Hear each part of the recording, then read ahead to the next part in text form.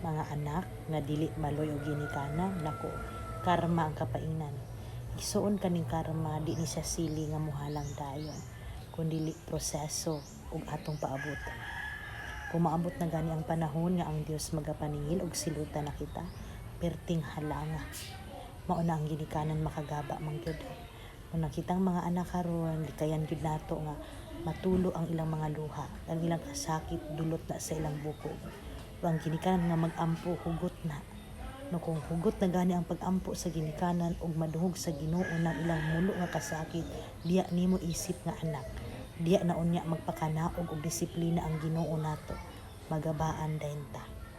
Mo na ang ginikanan bisan unsa pa ka sipyat or sayo, pagkangalan nga imo ng ginikanan, dili ta pwede nga dili mo tahod ug mo respeto kanila.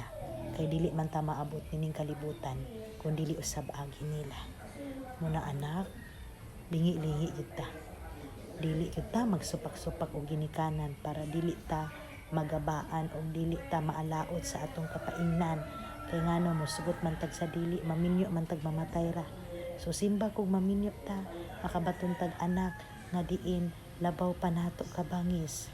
Narabay ginaingon nga ibara to ibara. Muna kung di ta gusto mahitabo na nato, magbinuotan tang pagkaanak karon.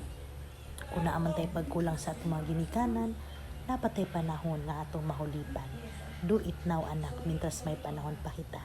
Kung nakahimo man tag sala, di lang yun ta malimot nga mangayo tag pasaylo ngadto kanila og sa Ginoo aron badbaran ta sa mga sala nga napundo silang kasing-kasing nga diin mo'y maghatag unya natog kalaot sa ulahing mga adlaw.